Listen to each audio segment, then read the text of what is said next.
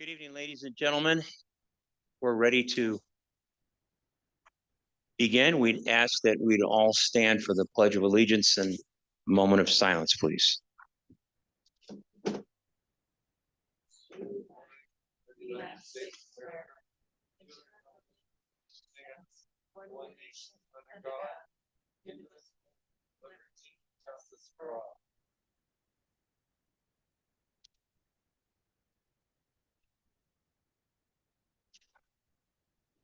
Roll call for attendance.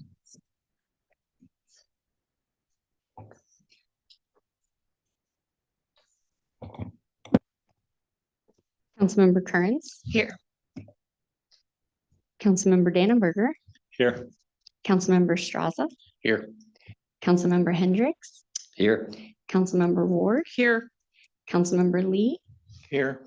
Councilmember Scott. Here. And Mayor Brady. Here. Here.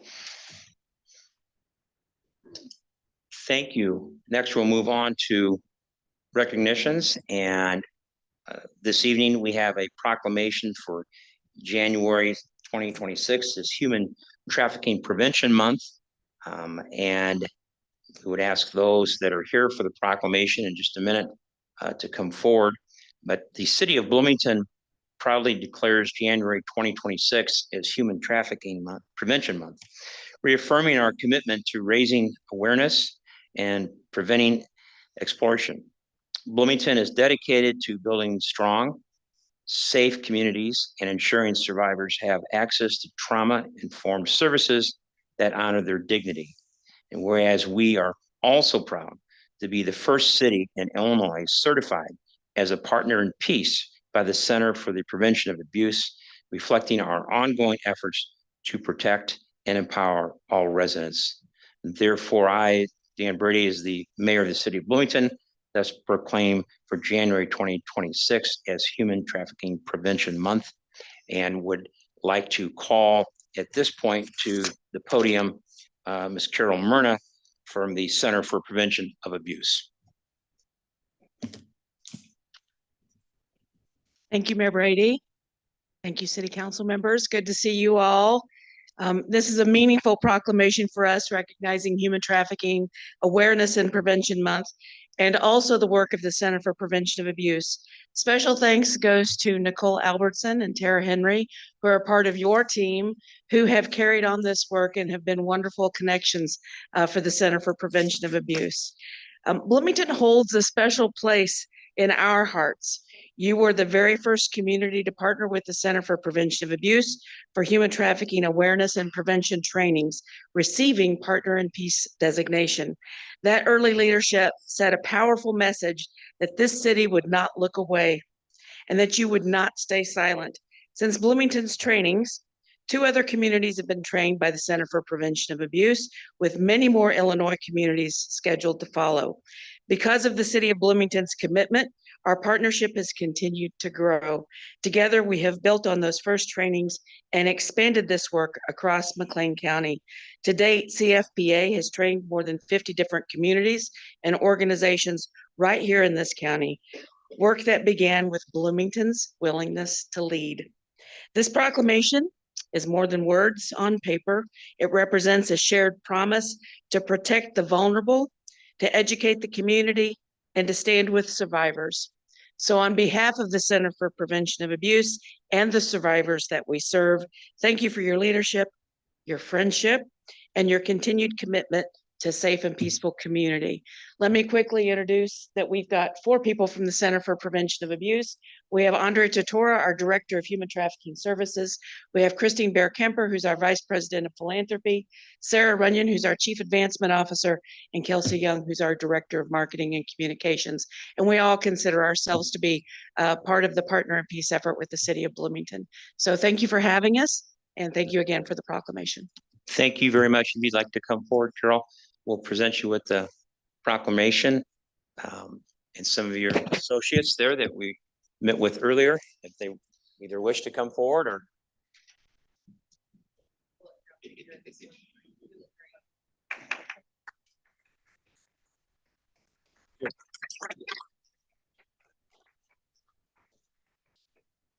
Also with the proclamation and designation of January as Human Trafficking Prevention Month.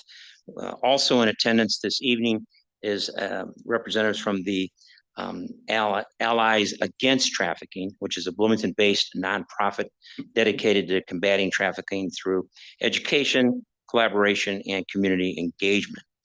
This group also has worked very closely with the city of Bloomington on issues and ordinances reflecting the subject matter. Joining us tonight is Nancy Bollinger, who is the executive director and also has an upcoming educational event that she would like to share with us at this time. Nancy, if you'd like to come forward. Thank you. Thank you so much, Mayor Brady and Council. It's nice to see everyone again. In recognition of Human Trafficking Awareness Month, we, Allies Against Trafficking, partnering with Chestnut Health Systems in Bloomington, as well as SIU School of Medicine, are hosting a training on January 27th at the ISU Alumni Center. And the training will be drug endangered families with drug endangered children and family trafficking. It is from 4 p.m. to 7 p.m. This is a training that will be important for community leaders, healthcare providers, service providers, educators, and any professionals who are concerned with keeping children and families safe. So I'm going to stick around for the meeting. I do have some flyers to distribute. If anybody wants to grab some of those, you can register and sign up. Dan's got a copy. Yes. So we'd love to see you there. Thank you so much. Thank you very much. And is there any members of council that has questions or comment regarding the proclamation or the two ladies who have spoken? If not, then we will move into the next item, which is public comment for this evening. Are there individuals who would wish to have public comment? Yes, there are. We have 7 people registered to speak, and we received no emailed public comment. After your statement, we will start with Sarah Shields. Okay.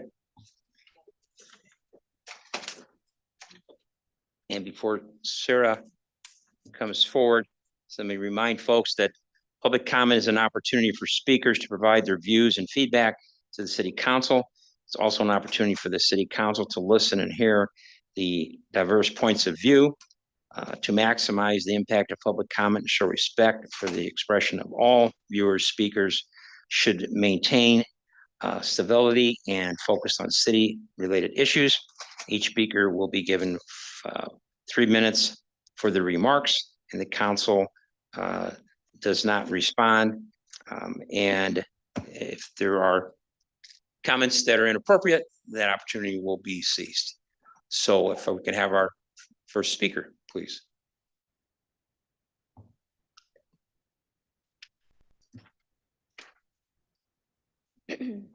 Mayor, council members, and city leaders.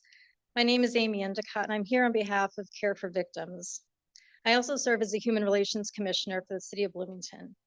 In recognition of Martin Luther King Jr. Day and our ongoing fight for social justice, we are reminded of our shared responsibility to stand against injustice, protect everyone's rights, and hold those in power accountable when those rights are violated. This past weekend at our MLK Junior Luncheon, city leaders and community members emphasized the ongoing need for this work. First, we thank those in law enforcement and the justice system and stand with those who are doing the hard work and the right things day in and day out. We thank you for your tireless service. And while we celebrate what's working, we must also confront the issues that still plague us and support efforts to eradicate corruption and injustice wherever it would take hold. As speakers shared this past weekend, we cannot ignore these issues away. We have to have the hard conversations and develop real solutions to make meaningful changes. So tonight, we are here to share stories of victims whose stories of injustice often go unheard and why accountability measures are so important. Despite Illinois law granting victims' rights, most in our community are still unaware of these rights.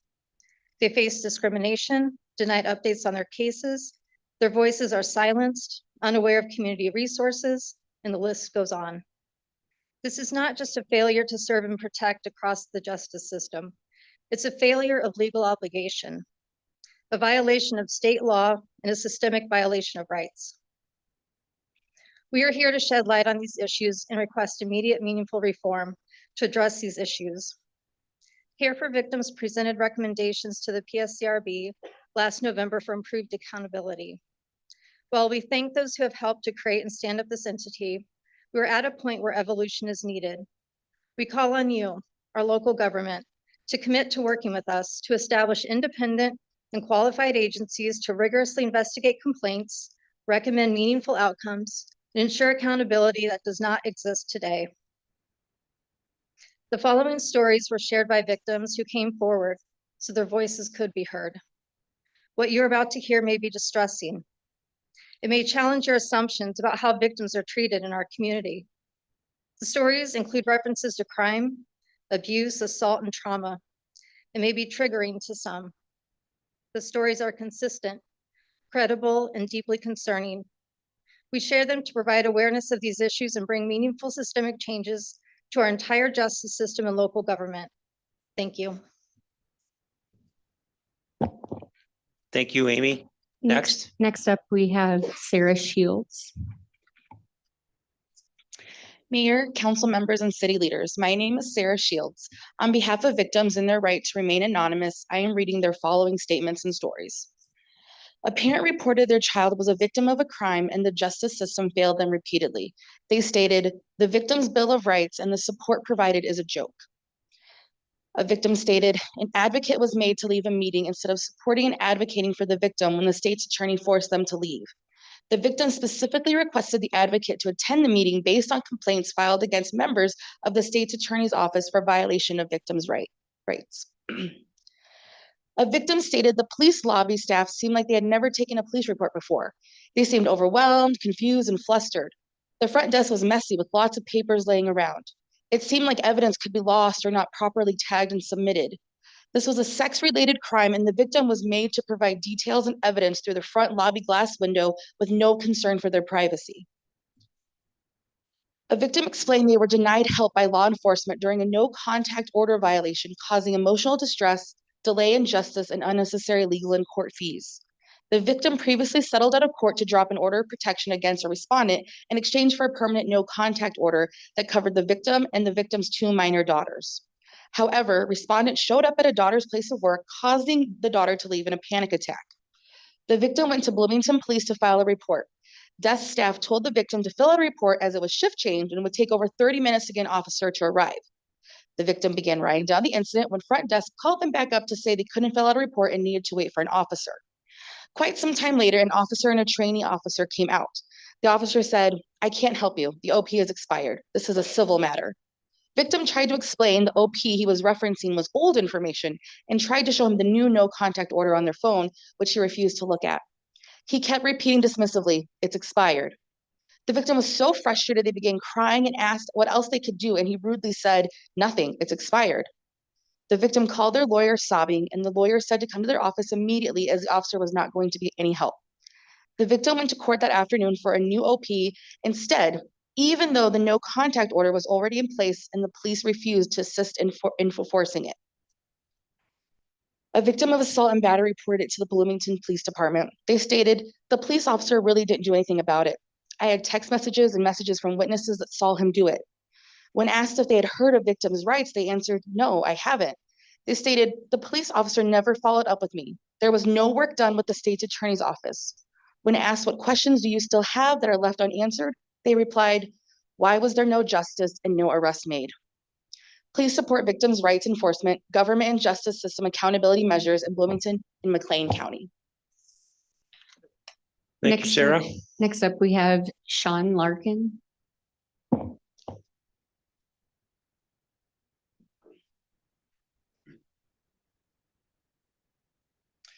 Good evening, Mayor, council members, and city leaders. My name is Sean Larkin. On behalf of victims and their right to remain anonymous, I am reading their stories. A victim of a bike accident received little assistance and pushback from the front lobby when reporting an accident. A bike rider was struck by a vehicle who illegally turned right at a crosswalk on a red light. Their bike was totaled. The victim went to the ER immediately for injuries related to the accident. Several hours later, the rider tried to file a police report with the Bloomington Police. They provided them with details of the accident and a license plate number. The front desk acted irritated because the victim didn't call 911 at the scene. They were able to identify the driver by the license plate number and called their home. The parent of the driver answered the phone and relayed to the front desk that they had already obtained a lawyer. The front desk personnel made the accident victim feel as if the police weren't going to help her and she had handled it incorrectly, so there wasn't much that they could do. They filed the accident, but a police officer never contacted the victim, and she received no assistance for help from the City of Bloomington Police. Instead, the victim contacted their insurance agent and they were able to assist. The driver was at fault and the driver's insurance company had to pay for damages. The victim is unsure if the driver ever received a ticket from the City of Bloomington. A property owner was denied justice after providing evidence to law enforcement and received no assistance from them. A property owner who provides affordable housing in the area had a rental property that was broken into and damaged several times while vacant during renovations and before renting it again. The owner called the Bloomington Police about it. The police said there are known teenagers in the area that are causing problems and it's probably them, but the police did not take any action to help or any offer on what to do. Their owner set up several video cameras to catch the culprits and caught them with clearly identified video footage. They were able to confirm it was the next door neighbors and their friends. The owner filed a police report and submitted the video evidence to the police. The owner was never once contacted by the police for any follow-up questions or interviews, and to their knowledge, no arrests were ever made regarding these break-ins and damages. A victim of domestic violence reported a crime. They explained no one would give them legal advice or help. They were never told about their victims' rights, and when asked about them stated, "No, I don't know what they are." They stated the following: "I wasn't given any reason why he wasn't arrested or charged. They dropped my case." When asked what questions they wish had been answered, they stated why everything happened the way it did. Legal advice would help. Please support victims' rights enforcement, government and justice system accountability measures in Bloomington and McLean County. Thank you. Thank you, Sean. Next. Next up, we have Teresa Fowler.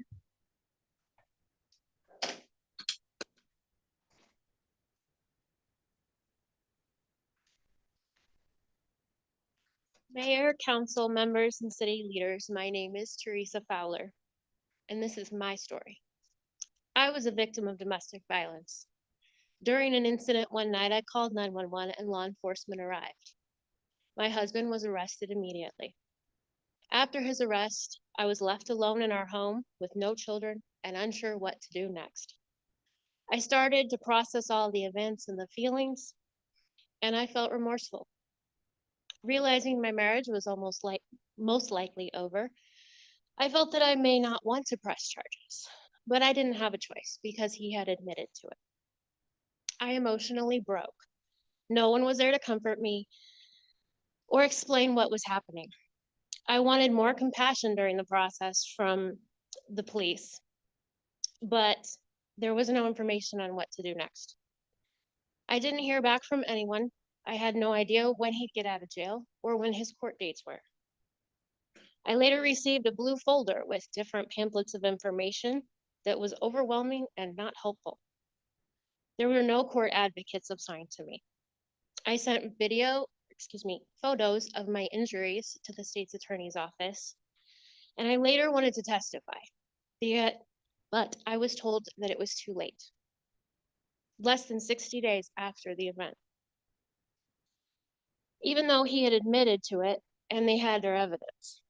When I finally spoke to someone in the state's attorney's office, he was rude and he told me that it was too late for me to press charges because I had chosen not to that night. However, I did want to press charges and I felt defeated. I was not aware of ever receiving victims' rights in this process. I didn't seek an attorney because I thought that's what the state's attorney was for, but I was wrong. They told me they didn't represent me and they were going to offer him a plea deal instead. After he took the plea deal, I received a letter 7 days later stating I had to move out of my home. It was his premarital home, so I had nowhere to go. I was not sure what my options were.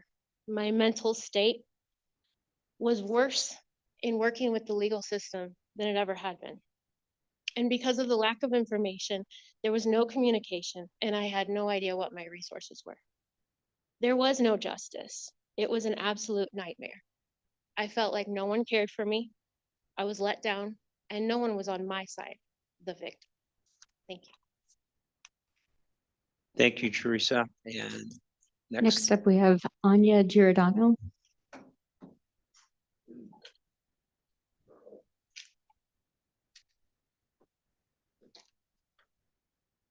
Mayor, council members, and city leaders, my name is Anya Giordano. On behalf of victims and their right to remain anonymous, I'm reading their stories. The legal system was difficult to deal with for a postpartum mother whose child suffered child abuse at the hands of the father. An infant child was the victim of shaken baby syndrome and almost died. The father was guilty of the crime and finally admitted to it. The mother said the legal system was horrible to deal with. She was still postpartum trying to heal and deal with everything. The state prosecuted the father, but she wasn't told about her victim's rights or involved much throughout the justice process, even though she wanted to be.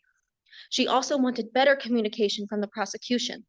The father received a Class X felony conviction, and that was all she was told. She was not provided with an opportunity to provide a victim impact statement or include it as part of the sentencing.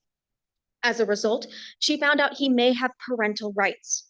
Child support started up, and he said he would only pay if he got to see their daughter.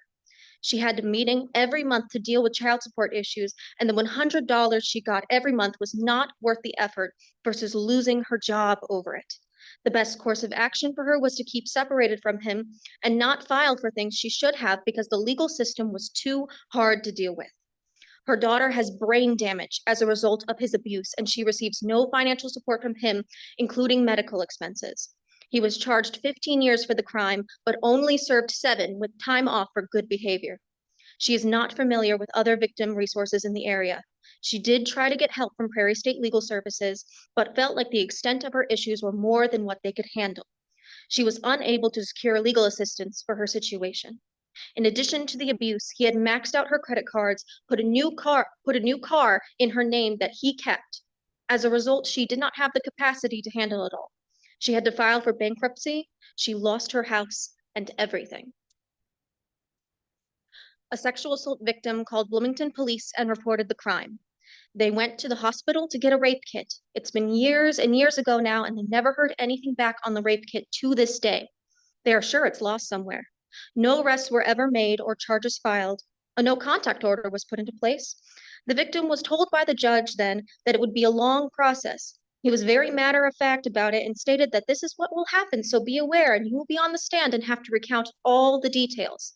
The victim was emotionally unable to handle it all, and no charges were ever filed since the rape kit was lost. Please support victims' rights enforcement and accountability measures in the Bloomington and McLean County.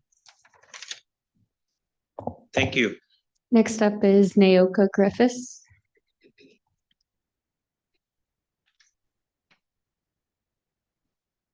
Mayor, council members, city leaders, my name is Naoka Griffiths.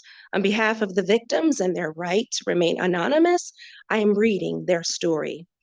A local leader in our Bloomington community was a victim of domestic violence and provides recommendation for improvements.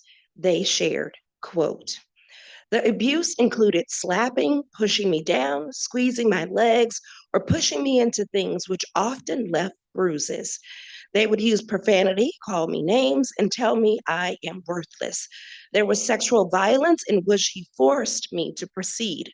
My daughter was conceived from a forced sexual interaction. I reported the domestic violence to the police. I reported an incident. I completed an incident report, but was not provided a copy. I was told someone would call me, but they did not tell me when. Someone called me a week later asking if I wanted to submit an order of protection. I was not sure who they were, but I assumed that they were a public attorney. This person was pushy and dismissive. I was not told what would happen next or when. I was later told I needed to appear and plead my case and explain to the judge what happened. The attorney told me if I did not appear in the court hearing, the OP would be dropped. After hearing what I would have to go through and do all the steps needed, speaking publicly and recounting all of the details, I decided not to go through with the OP. I was not provided any community resources or contacts of any domestic violence services. I was not provided any victims' rights information. I first heard about victims' rights from your organization. If anyone had spoken to me about victims' rights, I may have had more confidence to speak with a judge or go through with it. You hear all the time how women are abused and nothing is done about it. I didn't want to go through with an ordeal if nothing would change. And OP wouldn't protect me from him, really. So what's the point? End quote. The victim provided some suggestions for improvements. Remind people in the justice system, people are human, regardless of how desensitized they may be in their work. Speak to victims like you would your family. Remember, victims may not have no idea of what you're saying and would need instructions repeated due to trauma. Provide continuous trauma-informed training on a basic psychological responses of what people are experiencing. Although this may be a day in the life for them on their jobs, this may be the worst day of someone's life. Remember to be compassionate for what the victim is going through. Provide business cards for social workers and local agencies that could assist with specific crimes and needs. Most people don't know legal terms. They may not know the difference between legal advocates and different attorneys in the state's attorney's office. These roles and terms need to be made clear. Please support victims' rights enforcement, government and justice systems accountability measures in Bloomington and McLean County. Thank you. Thank you. Next up, we have Gary Stevens.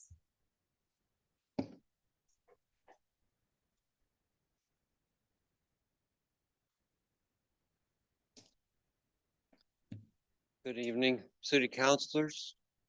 Thank you for this opportunity I have to share a few things with you.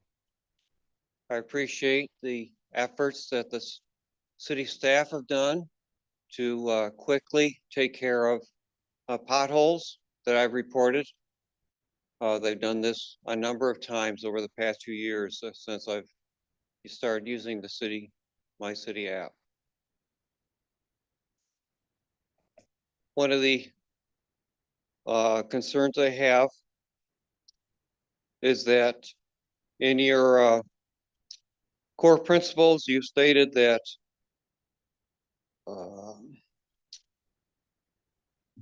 taking care of people and being fair to them is important to you, and quality of life.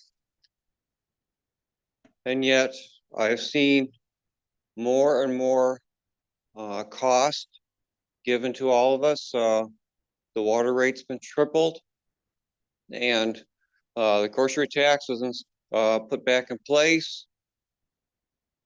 I've seen it seems like a lack of road work, especially West Locust. That is in really rough shape between the railroad tracks and Henshaw Street. I know that trucks worked on East Locust and East Empire between Maine and Towanda and smooth that out somewhat to make it last a little bit longer. I don't know why West Locust was left alone by itself. I know this the city has brought up ways of trying to raise money because it does seem like the city never has enough money. And so the same thing I mentioned before, the grocery tax, you've also raised the property tax and increased the cost of water. These are all indirect ways of raising money for infrastructure, for roads to be better. A much better way is to charge drivers for the use of the roads. And the way to do that is to charge for parking. I was on the 300 block of North Main last night at even 8 o'clock, between 8 and 9 o'clock. I couldn't find a single parking space open. If just even one side of the street was raised up in price to where the market would leave one space open, you'd know exactly how much you could make. Thank you very much. Thank you, Gary. Any other speakers? Yes, we have two more. Then next up is Erica Larkin.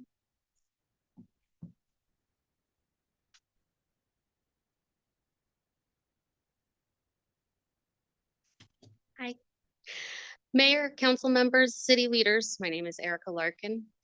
The Illinois Constitution establishes a Crime Victims Bill of Rights. This guarantees victims fairness, respect, privacy, protection from harassment, rights notification, communication with prosecution, a victim impact statement at sentencing, information on the accused, timely case resolution, presence at proceedings, a support person, and restitution.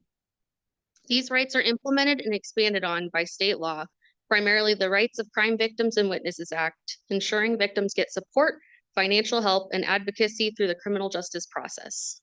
Yet, across McLean County, victims continue to report the same experiences. When they reach out for help, the systems meant to protect them too often fail to respond appropriately and are systemically violating their rights. These failures are not limited to a single office or individual. They span an entire justice system, from law enforcement, internal advocates, members of the state's attorney's office, sheriff, judicial offices, and all of their staff. We have heard personal accounts, and we'll get one more, from just a few of the victims here today. These voices are a missing piece to the total picture of the justice system's abuses, corruption, and mishandlings within these offices. Victims deserve systems that listen, respond, and hold perpetrators and power accountable. What is our justice system if we are not providing for victims of crime? Public safety is absolutely connected to the treatment of victims. When victims are made to feel it is safe to come forward to report their crimes, that these crimes will be taken seriously, this improves safety for all of us. Local government has both responsibility and opportunity to lead in this situation.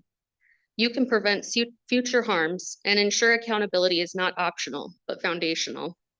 Tonight, we are asking for your commitment to a specific, actionable, time-bound next steps. First, we ask you to formally commit and address accountability gaps within all facets of our local government and justice system, including working with county board to examine complaints involving but not limited to the state's attorney, sheriff, and judicial offices. Second, establish or strengthen an independent qualified oversight body, one with real authority, a body that can receive and investigate rights violations and complaints internally and recommend meaningful outcomes, including discipline when warranted. Lastly, we are asking for transparency and engagement, scheduled working sessions, including community members, clear goals, timelines, and updates that are reported to publicly and regularly. Thank you for your immediate attention to these critical public safety and accountability issues impacting our community. Thank you, Erica. Okay, our last speaker is Shay Turner.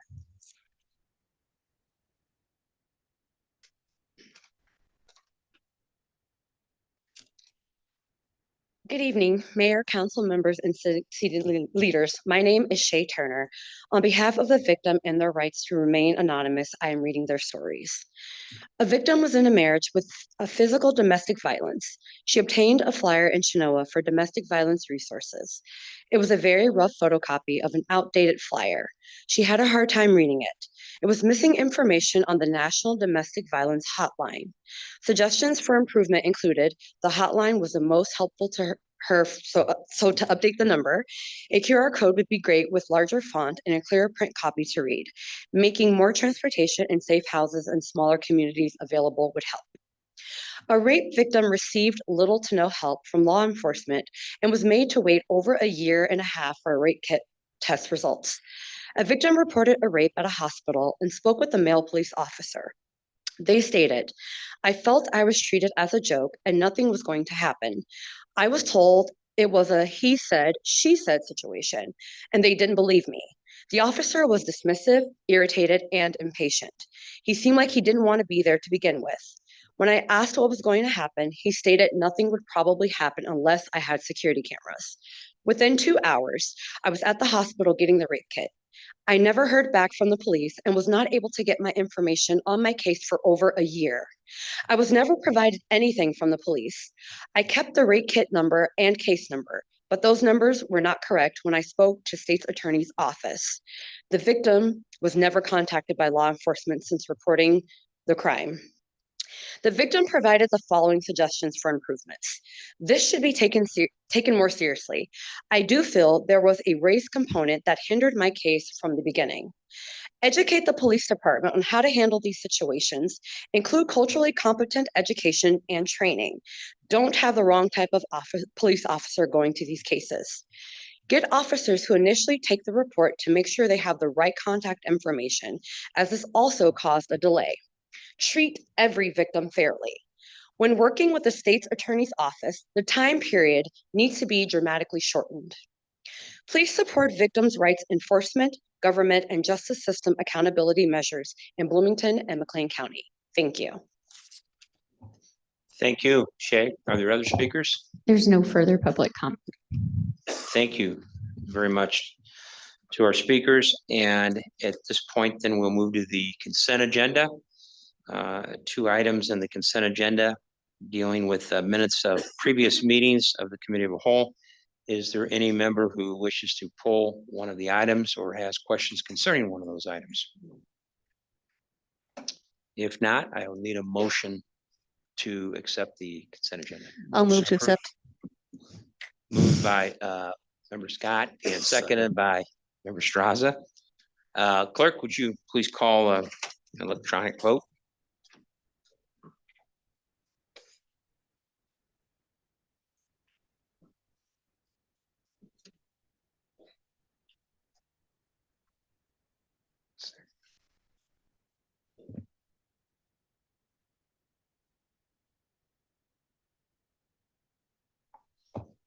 The item has passed.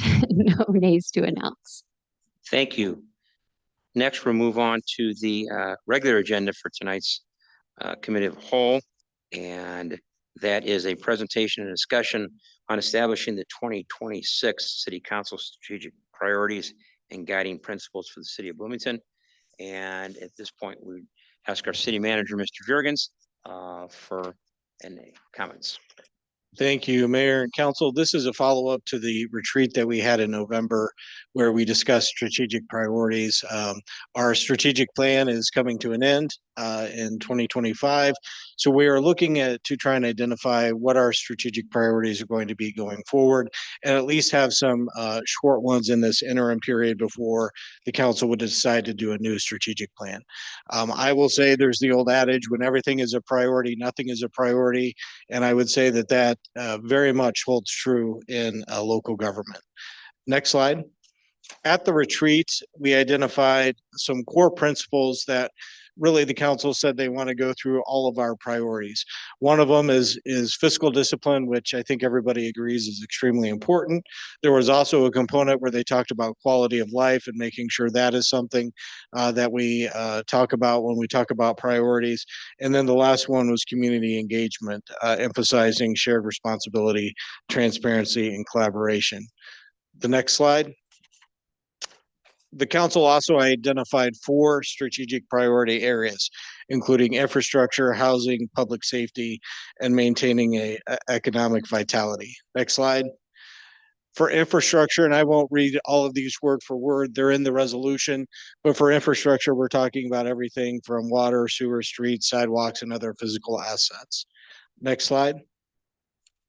There was also a conversation on housing, making sure both neighborhood revitalization is a component of the priorities that we look at, as well as additional housing, affordable housing, senior housing, market rate housing, really tackling all types of housing within the community. Next slide. The third priority was public safety.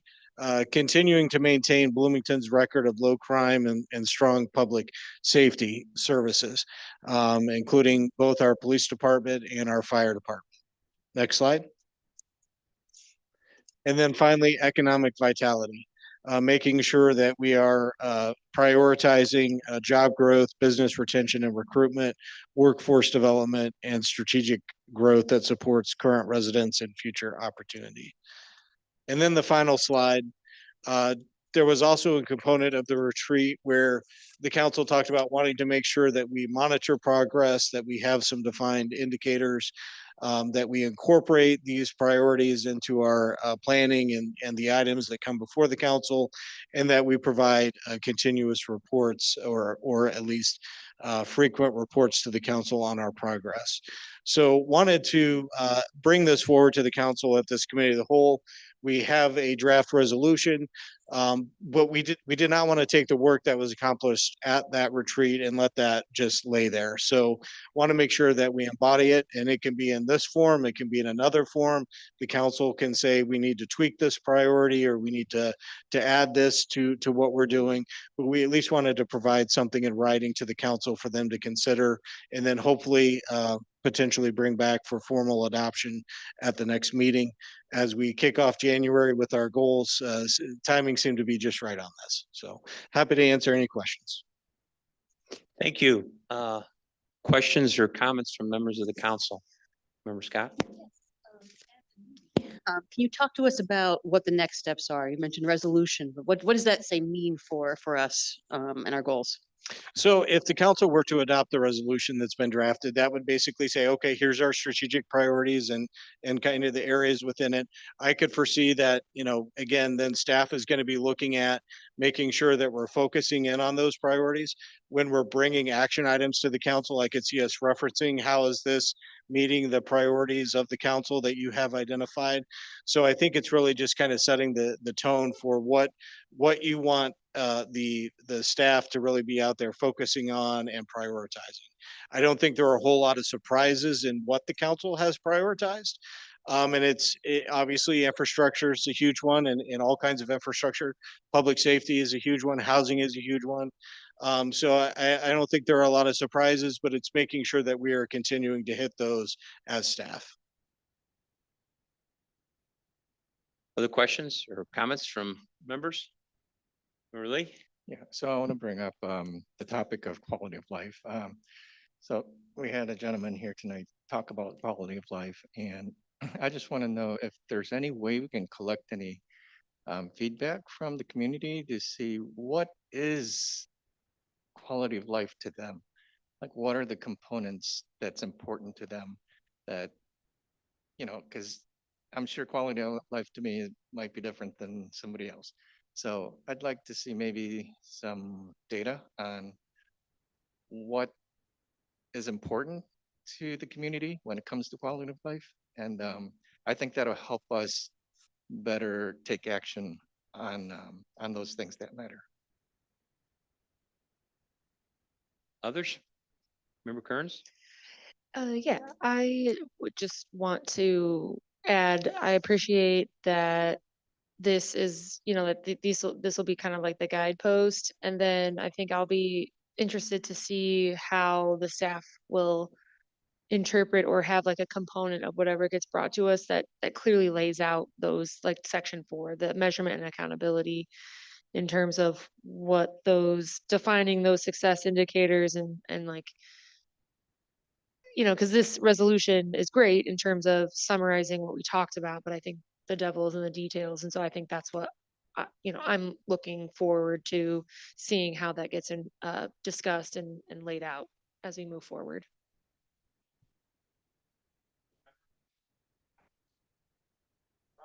Yes. Yeah, I look at all these initiatives or the things that we're talking about as always things that we continue to talk about as council staff, everyone's been discussing. I would like to know, like Member Kearns has said, is that what are the details? What are we looking at? What are out of these infrastructure, housing, public safety, economic vitality? How are those? What are those types of things that we're going to be looking at? And how do we quantify those, or how are we going to make decisions on what the next steps are? So I think this looks good. Just need more details, which I think is coming forth in the future, is how we can be involved. And also too, I want to know, how can I as a council member be involved in this as we're developing this? I know we have our 3-on-1s, we have all these other things we do. Just want to make sure that we are all included, because I know everyone here is wanting to be included on any of the details of how we can help further looking to research, or how we can take care of our part of it. Any other members with comments? Yeah, I appreciate in section 3, just laying it right out there and saying the city council hereby establishes the following strategic priorities to guide policy direction, budgetary decisions, and organizational focus, because I think it is possible to go off in all sorts of different tangents. And I think all 3 of those are really important. I guess I would like to see, as we move into the budgeting process, have these priorities cited specifically as we're talking about the budget as much as possible, so that it can draw our attention back to the priorities that we ourselves have set and remind us of that. So that would just be my request there. Council comments, questions? Member Yeah, Kearns? sorry, maybe just one more thing. I agree with Councilmember Ward in terms of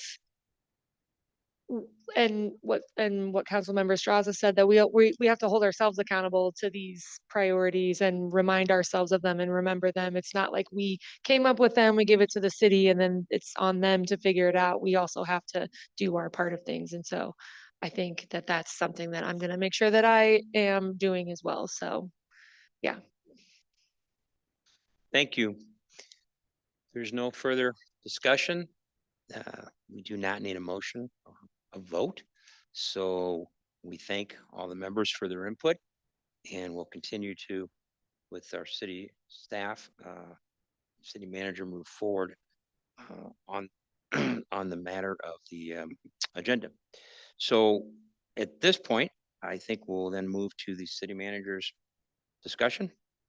Mr. Jurgens. Thank you again. And while my report's being pulled up, I just, the individuals that spoke on the care for victims left the meeting, but I want to express my thanks for them to coming and speaking tonight. We have been working with them and meeting with them for several months now. They have provided some good suggestions that we have implemented, and they have been helpful in that regard. I will say that we have asked for, it's very hard to go on an anonymous name and track that down and see what happened. We have asked for more names, and certainly if anybody comes forward and has a concern, we will track that down. I want to say that our police department is second to none. They do a lot of great work, and there's always room for improvement. There's no question about that. One of the things that the department does is surveys, community surveys, and so they are constantly tracking to make sure they are meeting the goal, or they're meeting the goals and the things like that. So I just want to say, really appreciate the work of the police department, and they're, you know, obviously there's always things we can do different, but unfortunately, a lot of the things that are being discussed or that were discussed are not within our purview. And so we have tried to explain that. The idea of an oversight board and having something like that with regard to our police department is just not something that the law allows. We've tried to explain that as well. We'll provide more information, but I just want the council and the community to know that is a group that we engage with and take ideas from, and when there are things that we can implement, we do that, and we appreciate them coming out tonight, and just wanted to say that to the council and to the community. Next slide. Want to hit water conservation again tonight. We continue to be in a drought scenario. One of the data points that I found online today from the government's website, in 131 years, and this is drilled down to McLean County, this 2025 was the 9th driest year in 131 years, down almost 9 inches in rain. So we continue to be in a drought.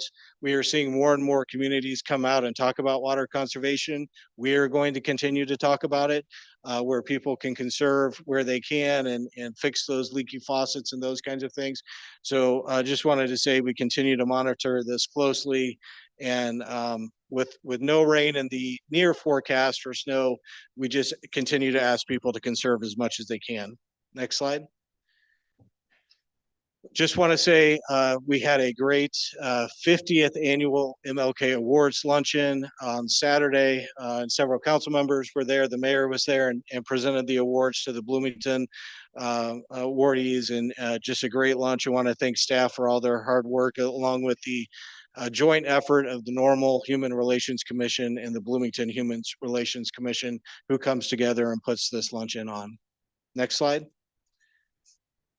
Want to share that the bridge officially opened last night. They had 31 individuals that they got out from the cold and into the shelter buildings. They have 39 scheduled for tonight that are inside. So want to thank, there was a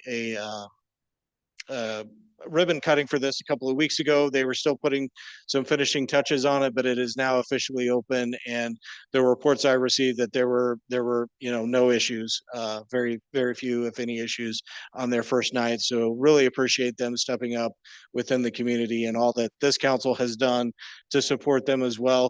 Also wanted to share this council approved an emergency declaration for the extreme cold in the unhoused. Over 1,400 nights have been used of that emergency shelter from the Salvation Army. So certainly people are using that, and want to again just express my appreciation to the community and the council and these nonprofit partners who are working to help the unhoused in our community. Next slide. Also today, a big exciting press conference at the Museum of History with the Visit BN and everything that's planned for the centennial for the Route 66. We had a good crowd. There are a lot of events being planned and that are going to go forward. You can find them all at this website, visitbn.org centennial. More information will be coming out on this, but a lot of work's gone into it. And I know we've got the mayor spoke today, Councilmember Straza, who serves on the committee, Anthony Nelson from the city staff, who also works with Visit BN. So a lot of effort going into this, and it's going to be a great celebration this year. Also, just a picture, the Bison have a special jersey and a special night on Saturday night in recognition of Route 66, and you can see them holding up a special jersey there as well. Next slide. And then finally, just want to give a special shout out and thanks to our public works crews. They were out again this weekend picking up leaves. The cold weather does not like our vacuums that we use, so we've been trying to fix them and repair them and get them deployed as much as possible. But they are making great progress on getting all the leaves collected.